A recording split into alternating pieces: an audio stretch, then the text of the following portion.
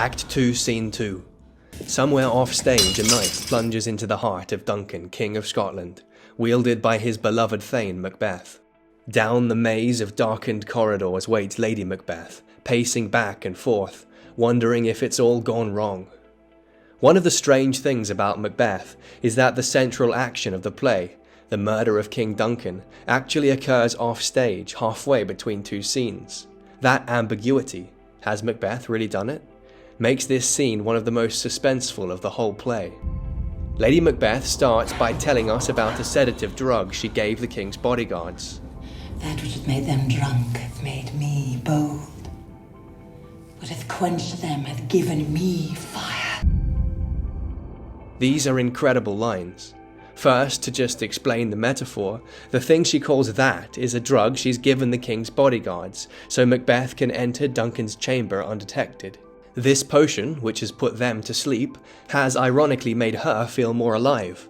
Not the drug itself, of course, but the thrill she feels at having done something she couldn't quite believe was possible. In this moment, it's finally dawning on her. She and Macbeth are really going to do it. Murder the king, and seize the Scottish crown. But what makes these lines so incredible? The way they communicate Lady Macbeth's simultaneous glee and hysteria. She's delighted but also terrified. Notice how every word in these first two lines is a single syllable. Even given, which is normally two, would be scanned in this situation as one. The single syllables give it a panicked, staccato tone that comes across clearly in any good performance. Moreover, the first line is deceptively constructed so as to not quite work as iambic pentameter. Remember, iambic pentameter is Shakespeare's way of connecting 5 pairs of unstressed then stressed syllables to create a line with a distinctive rhythm. Iambic pentameter demands that the first word, that, be unstressed, as in, that which hath made them drunk hath made me bold. But there's a problem. When the word that is used as a pronoun, meaning a word that replaces a noun, it's always stressed in the English language. So the actor is forced to butcher this line of iambic pentameter, making it instead something like, that which hath made them drunk hath made me bold. The chaos of the meter tells us about the chaos in Lady Macbeth's heart. For all this bluster about being bold, Lady Macbeth is clearly stressed out of her mind. Hark! Peace. It was the owl that shrieked.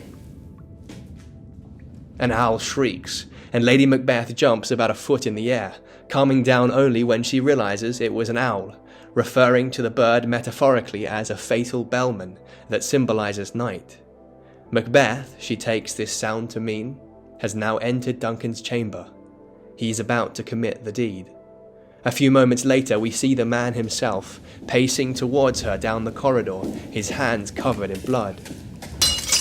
My husband? I've done the deed. Didst thou not hear a noise? One of the most interesting things about this part of the play is how different their responses to the murder are from what they will be at the play's end. Macbeth will end this play as the callous dictator of Scotland, unfazed by murder, willing to do anything to stay in power. Lady Macbeth, by contrast, becomes a drivelling wreck, driven mad by hallucinations and insomnia before throwing herself off the tallest tower in their castle. How ironic, then, that she is here the one who takes the initiative, she who volunteers to go back and smear the guards' hands with blood, telling Macbeth to toughen up. I thought I heard a voice cry, "Sleep no more, Macbeth does murder sleep." Oh, the innocent sleep. Sleep that knits up the ravelled sleeve of care, the death of each day's life, sore labour's bath, balm of hurt minds, great nature's second course. Sleep is a crucial motif in this play that represents a peaceful conscience. Innocent people sleep deeply, whilst the guilty are tormented by insomnia. Just as he plunged the knife into Duncan's heart, Macbeth hears a voice, saying he will never sleep again. He has murdered not only the king, but sleep itself.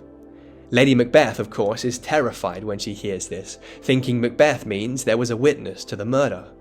Perhaps as she paces sleepless around the corridors in Act 4, it will dawn on her what her husband then meant. She eventually gets so frustrated at Macbeth, just standing there moping, with his hands covered in blood, not doing anything to cover up the crime, that she wrenches the daggers off him and goes to plant them with the king's bodyguards. Infirm of purpose. Give me the daggers. The sleeping and the dead are but as pictures. It is the eye of childhood that fears a painted devil. Infirm of purpose here simply means unable to make a decision. Macbeth in this act is far from the monster he will soon become. Lady Macbeth goes and re-enters a few moments later, whereupon we are introduced to the final key symbol in this scene. I hear knocking at the south entry. Retire we to our chamber. A little water clears us of this deed. How easy is it then?